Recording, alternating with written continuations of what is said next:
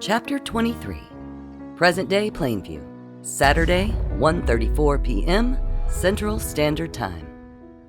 "How did it go?" Marci asked when Bill reappeared to witness her pointedly placing a coaster beneath the beer on the dining room table with a scowl. Poot sat in front of the clock, her tail wagging innocently as she awaited her human. "It went all right," Bill stammered, bending to stroke Poot's head affectionately while ignoring his wife's judgmental side-eye. "You stopped yourself from ruining the world, I presume?" Marci probed. "I did," Bill confirmed.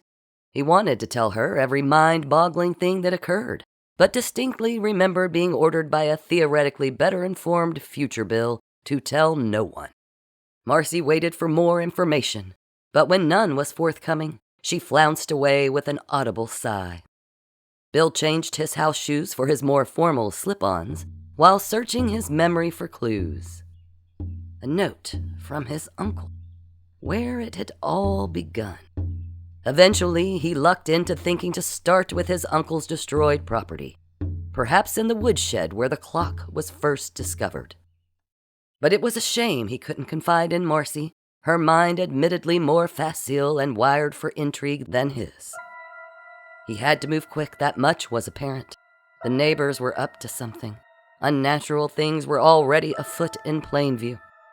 Therefore, after a flimsy excuse of forgetting his abacus at the office, Bill left the house and sped away to search for this mysterious communication, his hands gripping the steering wheel as if to anchor himself to a more logical course of action, leaving Marci, annoyed and furiously typing, at home, where she heard a firm knock at the Finkles' front door. With a glance down at her sweatpants and flip-flops, Marci rose and ran a hand through her disheveled hair before swinging the door open to a too-chipper Alice.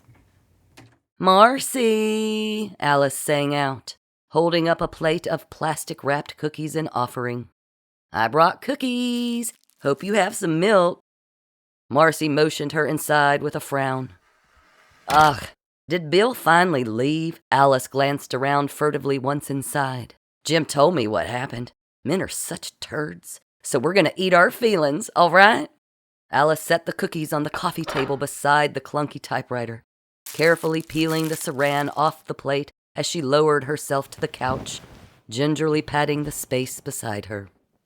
"Oh, Marci, I mean, we had noticed the thing, obviously, but we had no idea how. It's shocking.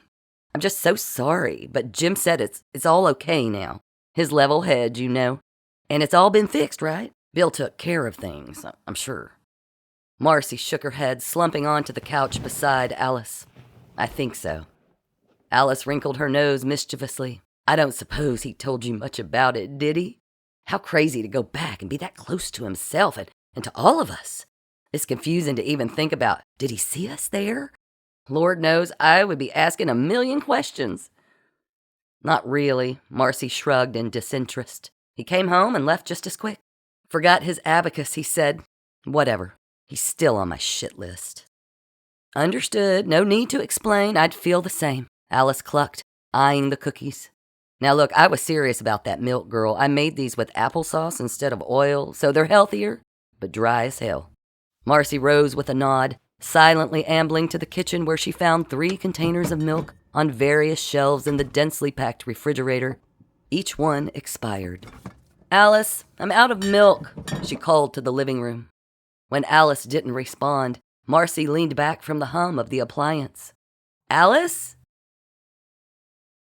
Okay, well, anything wet, water, juice, juice. Do you have some juice?" Alice's voice sounded strange. Who had juice with cookies? Marci paused, hearing a muffled series of thumps, followed by a half chime from the dining room. With a sigh, she marched into the room, already admonishing Poot for pawing at the clock again, but froze. Jim stood on his tiptoes, his fingers sliding over the top of the Finkles' grandfather clock. But he turned with a startled look, raising both hands in mock surrender. Beside him, Alice whirled around, meeting Marci's wide eyes with a flash of guilt. "Oh, Marci," she laughed nervously. recovering her poker face and offering up the plate of cookies in her hand. Jim just popped by. He wanted some of these nummy cookies, and then we thought we heard the dog in here. And oh, he's not even here, for fuck's sake. Jim pushed past his wife, the cookie spilling onto the carpet. And he didn't use the clock, so there's nothing to find. Plan B. She's seen too much. Marci backed up, eyeing the front door warily. I don't know what you're talking about, Jim. I haven't seen anything. Poot bristled and growled, moving protectively to Marci's side. Oh, stop it, Marci. Jim spat, grabbing Marci's wrist with sudden force, before adding with a sneer.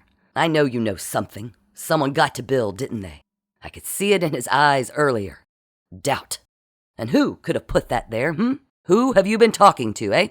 I don't know what you're talking about, Jim. And might I add, you sound insane. Marci struggled to pull her wrists free. Jim looked over to Alice, rolling his eyes. I told you he wasn't dumb enough to leave immediately, even if he did know where. He's not that stupid. This must be a ruse, a game to lead us off track. We just need to get rid of her, I think, and see what Bill does next.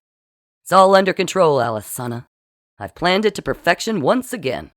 This will get us where we need to be, I know it. Alice snipped. You don't know that. He's one of the stupidest people we've ever met. And if he's not looking for him right now with this clock, then where is he? And say we get rid of her, then what? Bill's our best friend again and tells us everything? It won't work. And I think Bill knows we know. Marci shook loose from Jim and made a run for the door, making it as far as the entryway before she was tackled by a surprisingly fleet and nimble Alice. Jim laughed, striding forward to kick Poot aside before marching into the living room to settle himself on the couch in front of Marci's typewriter, cracking his knuckles dramatically. I'm going to type up a good old-fashioned Dear John letter from our gal Marci here. Say she needs some time. Given the circumstances, I'm sure he'll understand. Then we'll just grab her suitcase and get her over to the house before we permanently make this problem disappear. It'll be easier to track Bill with her gone because then he'll have no one to go to but us. No one else knows how any of this works, and he'll be sad. And sadness makes mistakes. Alice rose with a sigh, yanking the sashes from the living room curtains to her right and expertly hog-tying Marci's hands, leaning down to whisper, I'm sorry, Marci, as she rolled her over to tie her feet with an innocent shrug. But we have to find Phinneus. Phinneus? Marci struggled to sit up, explaining, but Alice, he's dead.